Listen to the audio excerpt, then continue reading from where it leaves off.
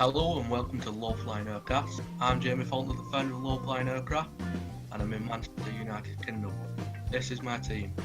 Hello, I'm Filip. I work as a researcher in the low-flying aircraft team. I'm from Poland and welcome to the LFA podcast. Hello, I'm Constantin Eduard. I'm from Romania, a photographer for low-flying aircraft, and I wish you welcome to our podcast. Hello, I'm Axel. I'm a photographer for low-flying aircraft. I am from South Yorkshire in England, and I welcome you to our podcast. So I would just like to say on behalf of the whole of LFA team that we send our deepest thoughts and condolences to those affected in the London incident this week. Additionally, I would like to send the same message to those involved in the motorway bridge that collapsed in Italy on Tuesday. The team at Low-Flying Aircraft would also like to send their condolences to the family of Rich, the man who stole the Dash 8 Q400 from Seattle during the week. So the footage was provided by John Walden of the Q400 performing a barrel roll, which I believe Rich, the pilot, asked the air traffic control if it was possible to barrel roll the Q400, and clearly he pulls it off. How he pulls it off, I'm not sure. For an untrained pilot to pull something like that off is a miracle. And you can see just how low he gets the water there. I think it was about 150 feet, I think the air traffic controller said. Yeah. Yeah. And he knew how to fly this aircraft from flight simulators. Yes. What I keep seeing online is how people asking how can a flight simulator teach someone how to fly an aeroplane. And what I don't think they understand is that they are incredibly realistic nowadays. I can agree with that because I'm using FSX simulator on Steam, so that's super realistic. Yeah, well, the Q400 is in Flight Simulator X, and you can literally go through the whole startup procedure in the simulator, including taxi and takeoff. And there's the F-15, which was chasing the aircraft. Yes. Which the air traffic control, they didn't say it was a military aircraft, they just said it was a pilot coming up to talk to you. Yes. So, if anything, I think it's a compliment to the flight simulators. Yeah. Love a bit Gordon Ramsay though. yes. Was it just me or his afterburners were disengaging and engaging again? Well, yeah, he was trying to keep up with it because he didn't know what flight path the Dash 8 was going to take. Because obviously the pilot wasn't giving him much clue on that, so he would have had to adjust his throttle accordingly. He also to act upon the fact that he said if the barrel roll worked, that he would just nosedive and call it a night. Yes. So he knew at any one point there was going to be a plume of smoke from that aircraft, and they have to be, obviously visibility reasons, so he has to stay back, but not too far back. He wants him to kind of know that someone's with him. Yeah, I can see. Like, obviously there does need to be a full investigation into the incident. And of course an internal investigation on the airport to determine how did he manage to pass like security, because not only security in the airport, but I think there is security on the ramp. Well, he was a ground worker, wasn't he?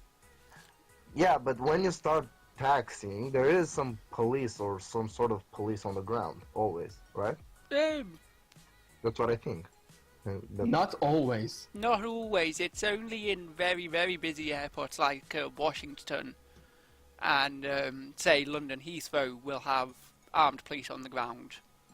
But I wouldn't think Seattle would be one that they'd need it. Well, now I think they will implement that thing. Oh, I wouldn't surprise me. I know originally when we uploaded the footage to low-flying aircraft, there were some comments about how the air traffic controller wasn't more, I don't know how exactly they said it, but more annoyed that they'd taken the aircraft, more alerted. Because it seems no one said anything until he was ready to line up. Well, yeah, because so how are you stopping a Dash 8 anyway? Even if someone had, no one knew it was stolen until it was in the air. Yes. But basically, it wasn't on the shits on the air traffic. Like, they didn't have it on the flight plans. You don't always have to submit a flight plan, they could have assumed he was just going up for some flight training, in which case the flight plan wouldn't be needed. Yeah, that's a point too. So now we would like to welcome our first guest onto the show. He was an instructor in the Horn of Africa for the French Desert Commandos and is currently learning to fly a UH-60 Black Hawk for the US Army. This is Warrant Officer Taylor. Hello. Hey guys, how's it going? So we understand you were in the Horn of Africa in 2016, but which country did you serve in? Because I understand it includes Kenya, Somalia, Uganda. Generally, I was in Djibouti, and I bounced around to and from Kenya a couple times and a few other places. Surprisingly, that part of the world is quite beautiful as far as beaches and the ocean go in the water. Country itself, it's difficult to explain. The best way I could describe it would be ask if you ever seen a picture of Mars, the surface of Mars. Yeah. Flat, you got all the rocks, the mountains in the background, and everything's kind of red. You get that image in your head, that's kind of what the country looked like. And as far as I'm concerned, it was the hottest place on the earth that I've ever been to so far. Strictly because of the humidity. So you got 110% humidity 24/7. The average daily temperature ranges from low 100 degrees Fahrenheit to I've heard up to 130. So I'm sure you can imagine it's quite hot. Yeah. It's one of those places where you never stop sweating. It doesn't matter what you do, you never stop sweating. I started out my career as not going to go into too many details. I don't want to confuse anybody, but I started out as a supply guy, and I would work in the hangar, helping order various supplies to and from the maintenance guys. And I got really bored with that. And we had the Osprey at the unit, and I wasn't satisfied with just being a support guy on the ground, ordering supplies and whatnot. So I volunteered to go on the aircraft as an observer. They call them aerial observers. And I volunteered to start doing that, and I started to study the material of the accoutrements. And after a couple flights, I kind of figured out that I really enjoy this stuff. Yeah, sounds good. Flying in the air, I'm flying in a one-of-a-kind aircraft that nobody else has ever really seen before or even kind of jumped on. Yeah, it's pretty impressive. The V-27 Osprey, it's a unique aircraft, and it's something special about it, like seeing it, but flying it, I think it's unbelievable. Oh yeah, and again, without going into too many details, a lot of the maintenance guys had switched over from working on previous aircraft, and at the time, a lot of the guys really just they didn't like work. They didn't like the idea of flying on it. They would work on it, but the Osprey had a pretty bad record during its developmental process for crashes and for things going wrong until they were able to work out all the kinks. Myself, I didn't care. I thought it was an impressive aircraft, so I volunteered. First chance I got, I'll go up. I was like, I don't care if something goes wrong. At least I could say I did it. So you'd watch the American aircraft take off, the C-17s, the C-5s, and C-130s, all kinds of really cool stuff. But you see a lot of foreign aircraft come in. Like I saw the A400. I saw, I believe it was an Italian version of the A400. Transcall C-160s, C-27 Spartans. Saw a lot of the British call them Merlins, the EH-101s. Saw a lot of those from the Italian side, which I saw one or two British, which were pretty cool. And I'd seen the British guys previously in Afghanistan. They had the Merlins, the Chinooks, and the Apaches. And I went over there and spent some time with them back in 2010. That's pretty cool. But the main hub in Djibouti was French Mirages and Pumas, Super Puma helicopters. So our living quarters, or the way it's situated, is you're pretty much right there next to the runway. At any time throughout the day, you're hearing jets take off or land, and it can be incredibly loud even when you're in your quarters trying to So do work. it's literally an aviation photographer's dream. Oh yeah, they were pretty strict about not taking pictures, but I would do it every chance I got. I'd take a picture, a video. I mean, I've seen some of your videos that they're really incredible. Like I remember seeing, again, I was with the French Commandos, and we were out there on one of our training areas, and no kidding, some dangerous situation came up with some Somali pirates and some rebels that happened to be on the other side of one of those ridges. And to make a long story short, and again without getting into too many details, we had a group of Somalis attack some French soldiers, and those French soldiers decided to call in air support. And while I was on the other side of the mountain, I watched Mirage 2000s come in and do strafing runs with the machine guns. And I got a couple of video clips of that. Like, holy crap, they're actually shooting something. Wow. So now, we're kind of ducking down, like, whoa. So that was cool to see. I got a lot of good footage of that. Yeah, so I have some questions about what you do now, which is flight training for the UH-60. And that's correct. Right now, I'm slated to be a UH-60 Black Hawk pilot. So right now, I'm at the Army's Flight Training Center, and I'm getting ready to start the Army's flight school training process. So I've been here since May, and I'm getting, by the end of this month, I should be in the cockpit of one of our trainer aircraft. I'm not sure what model we're going to be getting onto just yet. From what I understand, we all start off, I'm not sure if you guys are familiar with some of the training birds we have, but we have something called the LUH, Light Utility Helicopter, and it's we call it the Lakota. And what it is it's a modified version of the BK-117. I'm not sure if you guys are familiar with that aircraft, but that's typically the starting aircraft, and we got some of the older model 206 Jet Rangers. They've got their own designation for them here, but you start out on those, and you train for however long the syllabus lasts, which is typically anywhere between a year and a half to 2 years. And by the end of this program, I eventually will transition to Black Hawks and become a fully qualified UH-60 pilot. So fantastic, yeah. I'm curious actually. Have you been in a UH-60 yet? What's that? Have you been in a Black Hawk yet? Oh yeah, I've ridden in a Black Hawk several times. Because obviously the helicopter's quite old. I mean, the first flight was in 17th of October 1974, so they're not the newest of aircraft. So could you just... You'd be surprised. The Sikorsky... Yeah, could you just let us know what it's like inside? Oh yeah, the Black Hawk, a lot of stuff you can find on Google, but it's quite roomy.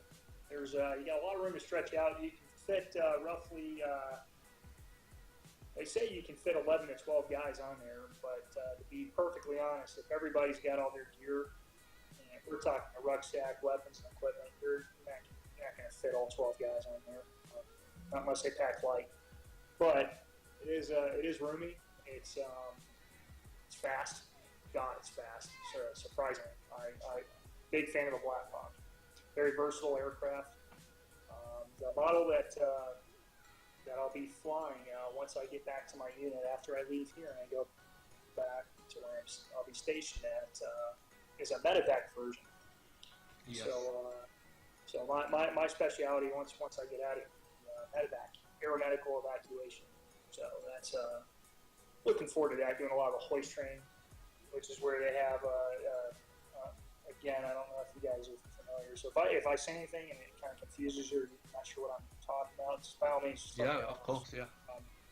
So the hoist system is the cable. It Yeah. comes out of the side of the aircraft, and you bring it down and pick people up. Yeah. Hoist them. Yeah, I understand. I actually saw a demonstration of that recently.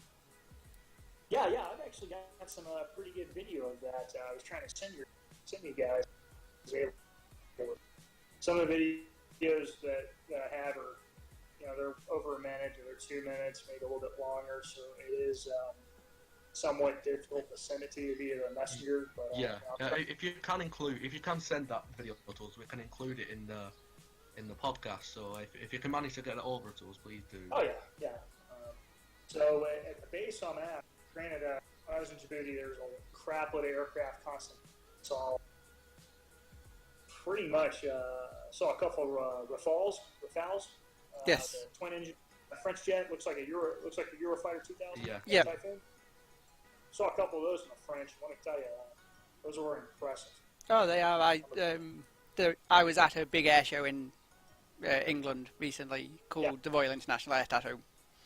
And there was a French display there, both of the Mirage 2000 and their Rafales, and they are just crazy airplanes.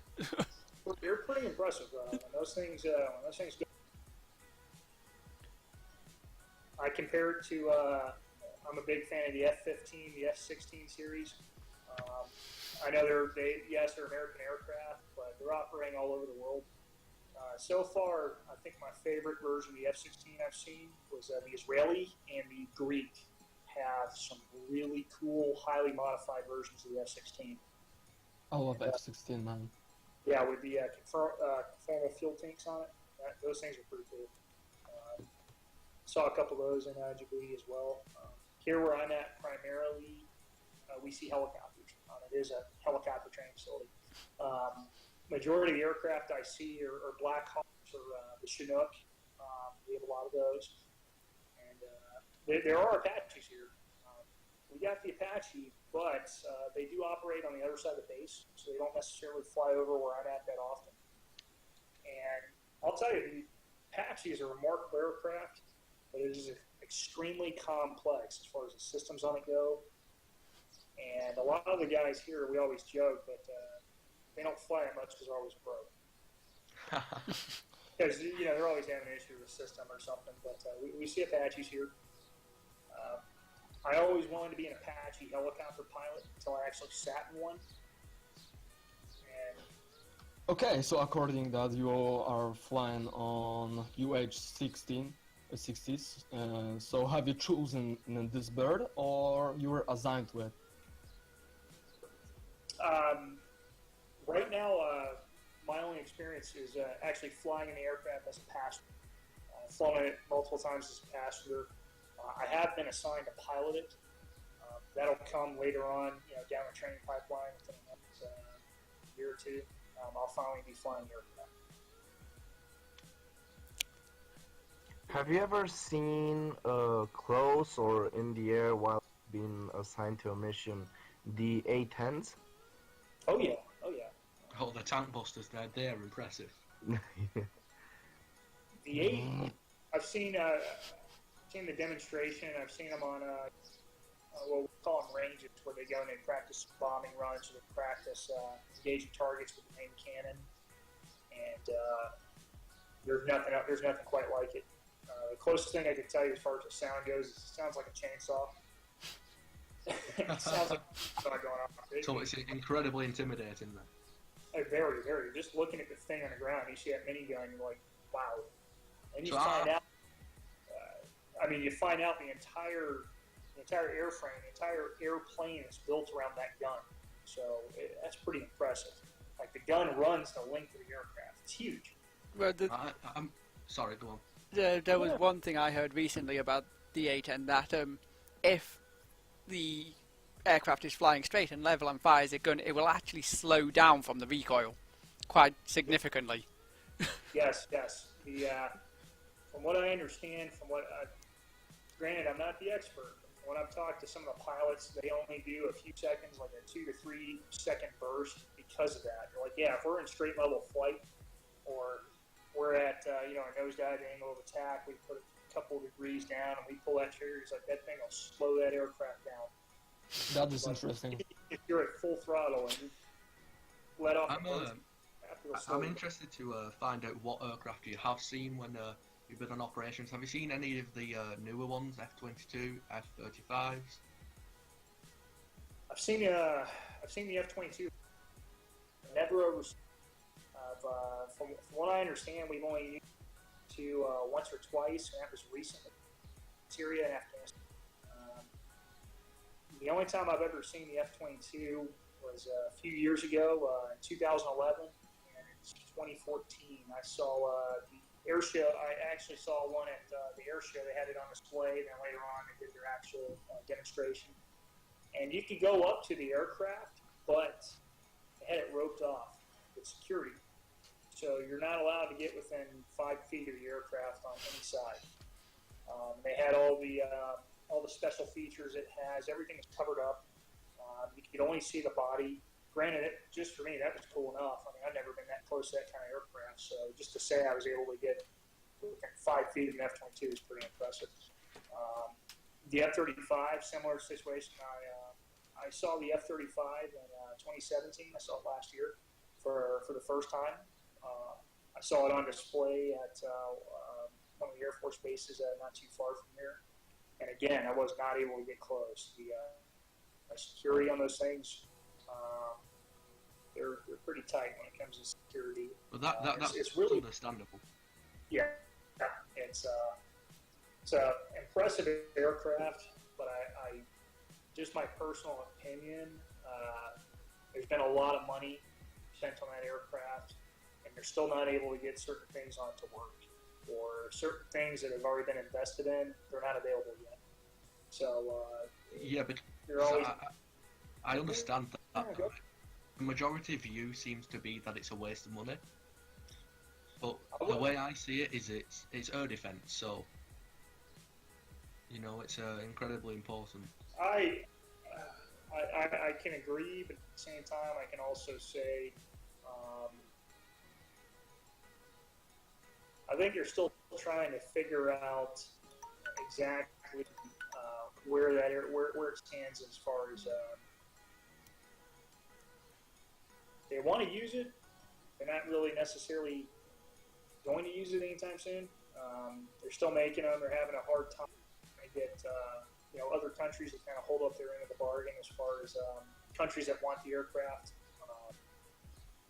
I think it's a pretty impressive airframe. I'd love to see it tested in battle. I want to see it get out there and get a lot more show. Go out there, show it off, show what it can do. If it's this amazing aircraft, let's use it. Like it's meant to be used. Yeah, let's show everybody. Yeah, let's show everybody that we didn't put all this money in this thing for nothing. This thing it'll do what it's meant to do, and I feel very confident about that. Granted, I would love to fly something like that one day. I mean, I wish who wouldn't? I would do. But but I mean, I'm a helicopter guy, so this is what I'm looking that's for. cool. Yeah. That's like the new future- Sikorsky, Yeah, that's the prototype, or that's what it's supposed to look like when it's finished. I'm waiting to see this thing.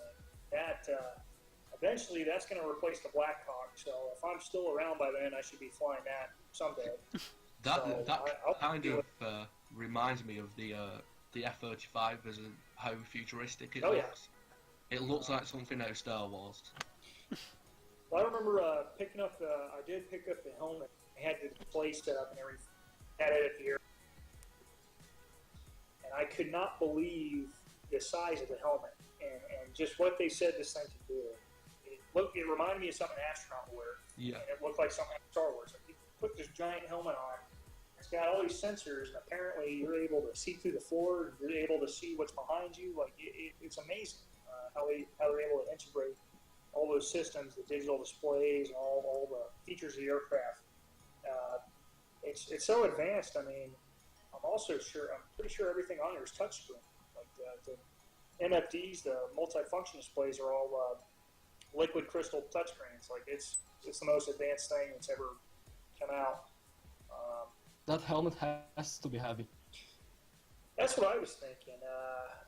I know they said, I believe the cost of that helmet is almost 500,000 euros. Like wow. for one helmet. What? Like 500,000 euros. And they were having an issue with that. The price kept going up because they kept wanting to add more and more to the helmet. The price just kept going up. And finally, somebody said, "Hey, enough is enough. We're gonna cap this thing where it's at, and we're gonna just go from there." But Is that the truth that because of that helmet you can see through the plane? yes. From what I understand, from what I've been through the display, when everything works the way it should be, and when it's all, I know it's still in the prototype phase. They're still trying to get a lot of the stuff, a lot of the kinks worked out, a lot of the problems fixed. The idea is you put the helmet on, integrates into the aircraft. You can see everything the aircraft sees, and you feel everything the aircraft is doing all through the display. It's almost, there's really, from what I understand, what they ultimately, the in-state goal is that the pilot doesn't have to do much for inputs. Everything can be done through the helmet sensor. Like, the only thing a pilot should be doing is hands and controls flying the aircraft. Everything else could be automated through some kind of system that makes everything easier. Just a touch of a button. Like, you don't have to go through the advanced computers, or you don't pages and MFD. It's unreal. Like, it's amazing just the thought of being able to have all that technology at your fingertips. Yeah, so obviously being in the military, you have a lot of military aviation knowledge. Obviously we spoke briefly about the Dash 8 Q400 incident. Yeah. But Yes. I'd like to know more about it, what you think about it. Well, see, I know about as much as you guys do about it, what you've seen in the media. That's how I first heard it. Yeah. When I saw that video, I was impressed at the display that the guy put on. I mean, Yeah, of course. I understand he took his own life. You know, that's sad. You know, I feel for his family on that. But I was not aware that aircraft could even perform those maneuvers. Like, the limitations on that thing, I was waiting for the plane to snap. Like, I saw what he was doing. It was just like, Yeah. And just, So low. and just the thing that he didn't do it like in a safe altitude. No. He did it like very low. He was flying that Dash 400 like he was flying an F-15. This is He was doing I bet barrel rolls. awesome. Even the F-15 behind him was embarrassed. Yeah. Wow, that, I saw the maneuvers and was just like, well, you know what? I take my hat off to the guy. I mean, I understand, like I said, it's unfortunate that he's no longer with us and that he did something, took his own life. But if you're going to go out with a bang, that is one hell of a way to do it. that's exactly what I think about the situation. I think it is, if that's something you've always wanted to do, that's a pretty impressive way to go. Obviously, it's sad, and he was in a very bad place. Oh, yeah. But Seeing what he did with that aircraft, heck, if I had the power or the money, I would have been like, that guy, it's awesome. I want to go fly with him. a lot of people see it as an opportunity now, as in they've seen the Dash 8 do a barrel roll, and a lot of people think that it's like something for inertial now.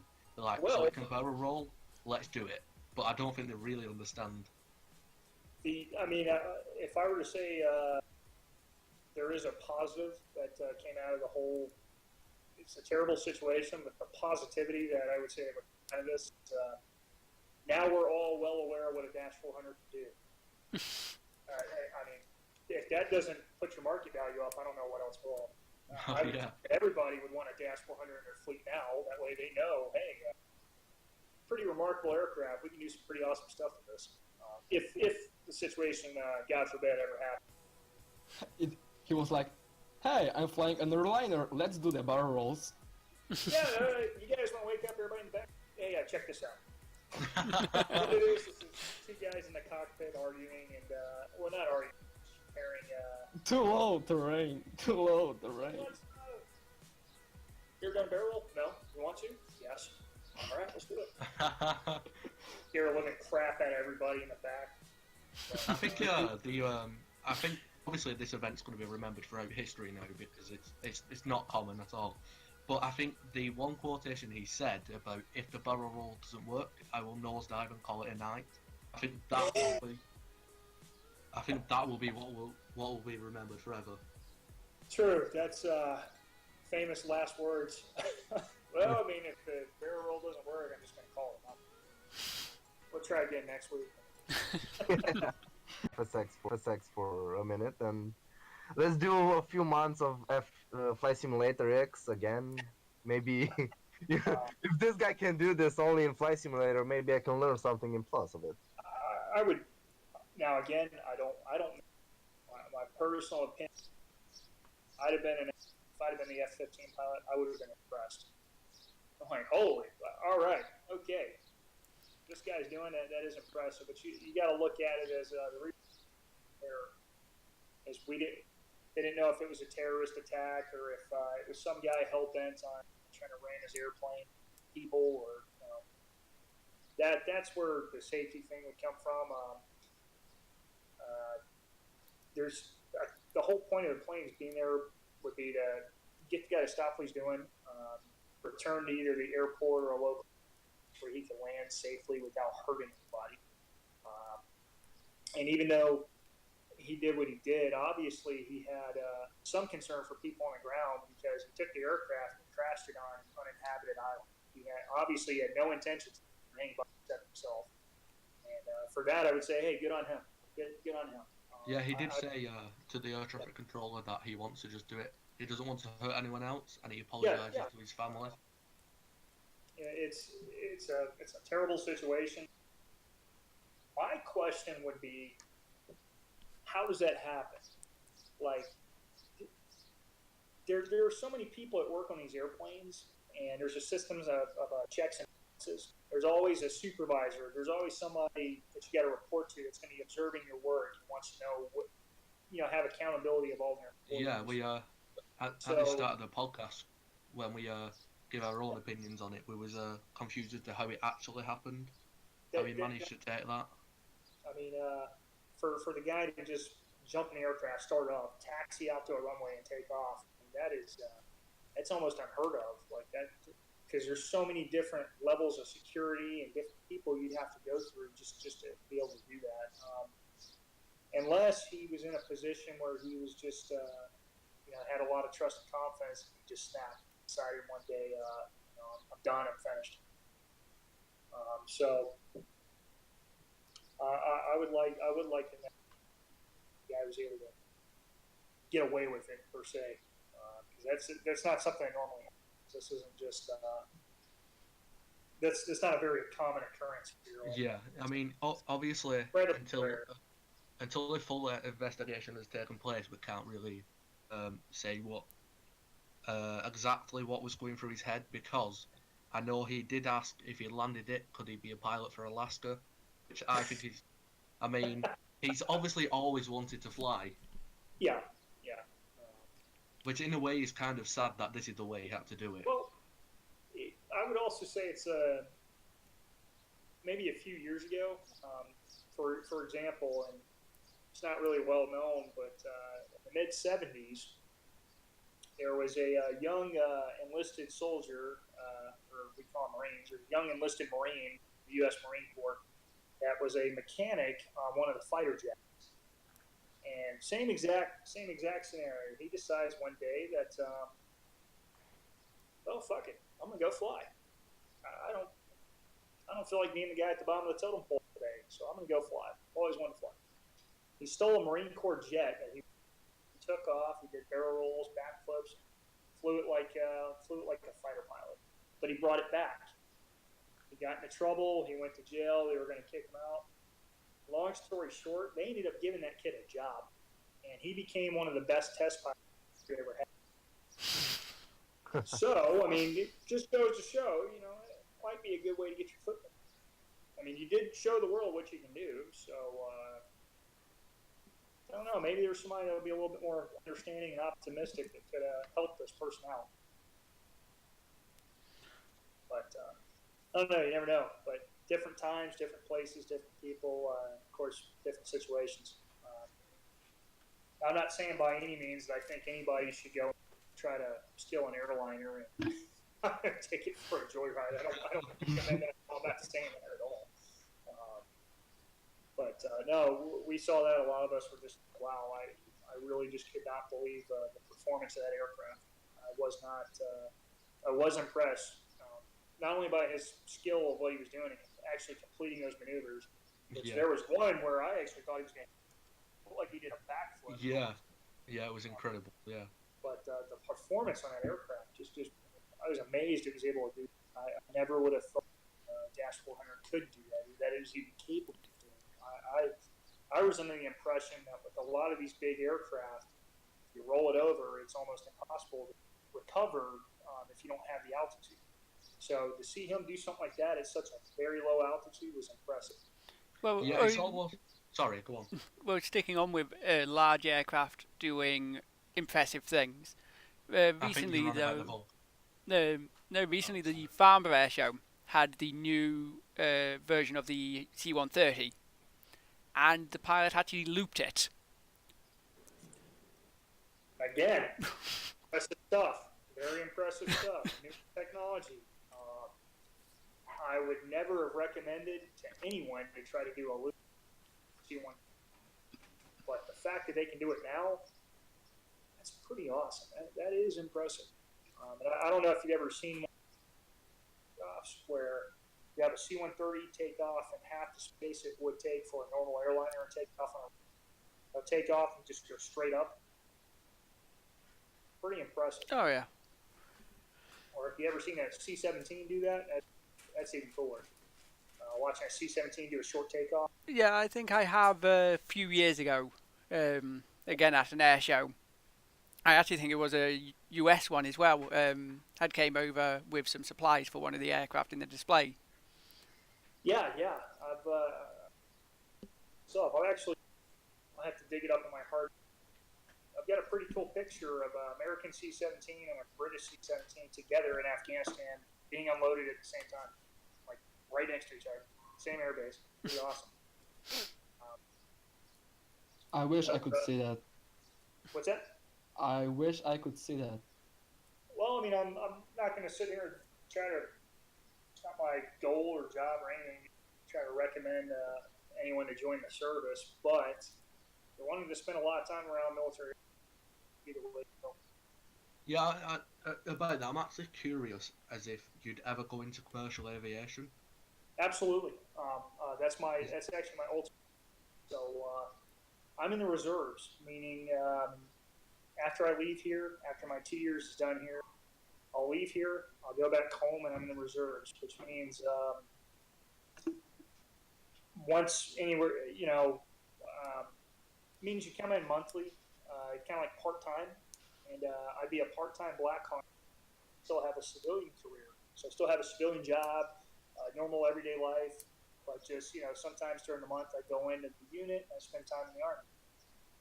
So my goal is eventually I'd like to get into commercial aviation. I'd like to do commercial aviation full-time and military part-time. Do you mean something like ATPLA license? Oh yeah.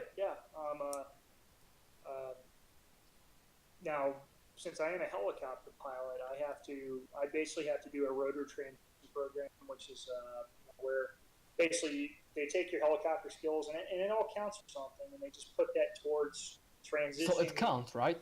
Yeah, it counts. They just put it into transitioning you to a fixed wing aircraft and the civilian side. So the goal after I leave here is to get into school for civilian aviation as a commercial airline pilot. You got to start somewhere, and even if it's just a flight instructor job until I'm able to get in the commercial industry, I'm okay with that. But doing ATPL license is very expensive. Yeah, the only thing I got going for is since I am in the military, I do get a grant or a scholarship, if that's what you call it. I know. The military does offer educational, but they'll pay up to a certain amount for you to go to one of those schools and learn that industry. So money financing wouldn't be an issue for me. I'm doing no PPLA license, and it costs so much for me. See, but before I got into military, or at least I tried that. I went to school for a private pilot's license, a commercial pilot, and instrument rating and flight instrument. And the cost was astronomical. I couldn't afford it without the military. Yeah. And I tried, and I eventually had to stop. I got my private pilot, I got my instrument rating. I couldn't afford it anymore. And it was on helicopter. This is too much. It's not sustainable. I can't afford this stuff. So you mentioned that you're not here to chat about joining the military, but what would you say to someone who wants to join the military? Is it what you expected? As a pilot, I would say truly want to get out of your comfort zone, you want to see the world, you want to do something, some cases awesome, incredible, or just you want to have a good story for some good times, join the military. You want to serve your country, patriotic, go for it.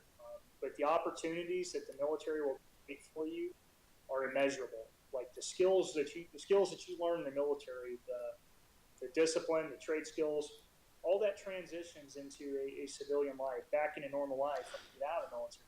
A lot of employers look for that. They'll see that and they'll be like, "Oh, you're in the military, okay? So explain to me what you did, and how it helped you."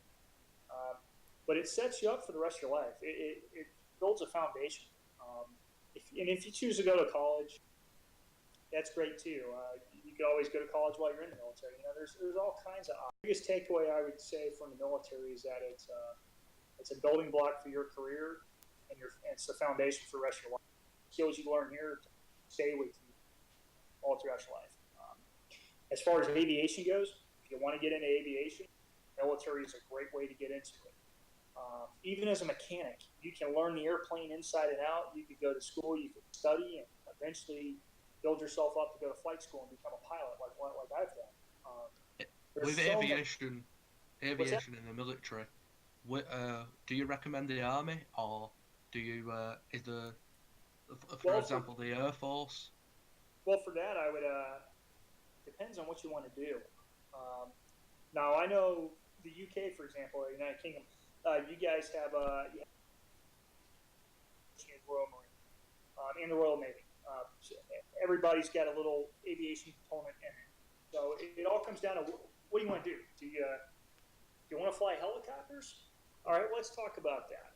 Okay, according to the helicopters, so what you can say about comparing the medical test for fighter jet pilot to the medical test for helicopter pilot?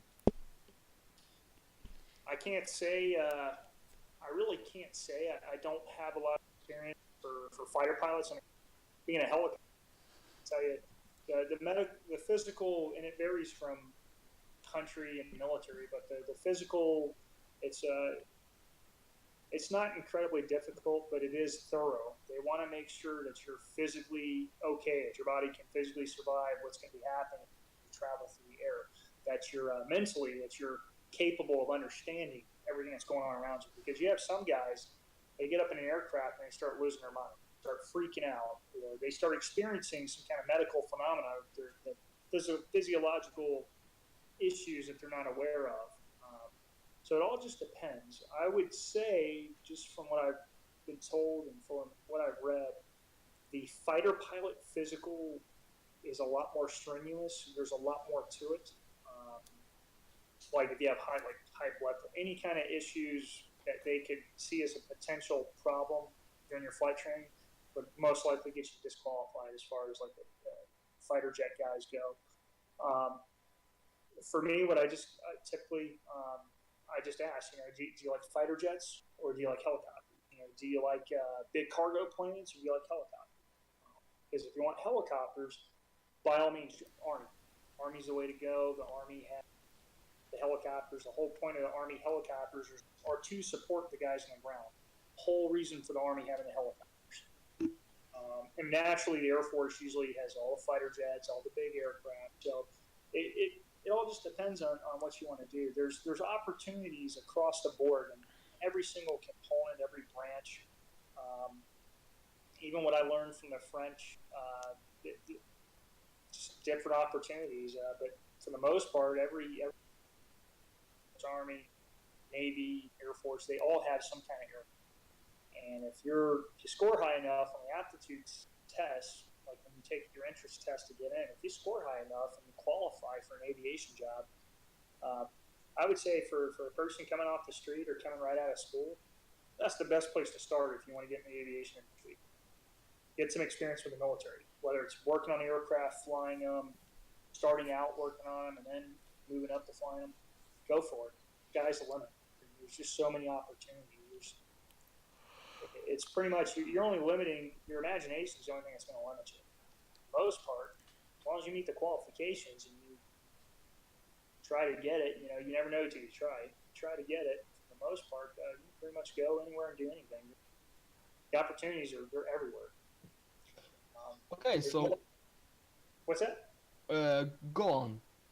Well, there's more opportunities in the military to go out and do these things than you in the civilian world. Because in the civilian world, you got to have money in the education. If you don't have that, you're not training. You're not going to do it. Military is a little bit different. Hey, if you qualify, yeah, we'll put you through it. Okay, so in the military, in the US, what are the sort of fitness requirements or routine that you go through? Obviously, I'm sure there'll be a daily routine, if not weekly. Can you just chat about that briefly? Well, it varies. Do something different. Navy does something different. The Army, we have PT in the mornings. We meet up as a with your unit, your team, whatever. It's different. Every place you go to is different, but you do have a PT regiment that you'll do a daily routine or a weekly routine depending on how your unit is. It's not bad. It's not anything that's going to. It's designed to keep you in shape, make sure that you're healthy, and to prepare you for your physical fitness tests that you'll do either once a year or twice a year, or however many times they want you to do it, depending on your unit. It's nothing that's too bad. It's not impossible, and it's not going to hurt you. Now, if you don't keep up with it, you don't like to, go train or go to the gym or take care of yourself, then you might have a little bit of a hard time. The idea is just to sustain yourself, keep you in shape, and to make sure that you're healthy. It's not incredible. So. Brilliant. Yeah, thank you. So I think we're about time to wrap it up now. So we want to thank you for everything you've spoken to us about. Appreciate it. And also a lot of the videos you sent us, as I said, they're fantastic, and I know the page are going to like them. I'm glad you guys enjoyed. Yeah. And I'm sure we'll stay in contact. Oh yeah, absolutely. Not an issue. So yeah, thank you very much. Hey, no problem. Thanks for having me on, guys. Like, their sense of humor was just off the wall. They're a bunch of great guys, and I worked with some guys from the RAF regiment. They were just as crazy and funny. So it all really depends on where you go. But the biggest takeaway I could say is when it comes to meeting people from other countries is just have an open mind. You'd be surprised how much in common you have with other people, regardless of where you live in the world. So I try not to be biased towards any care where someone comes. I don't really care where somebody comes from, so long as they're respectful. We can find common ground. Hey, cool. Awesome.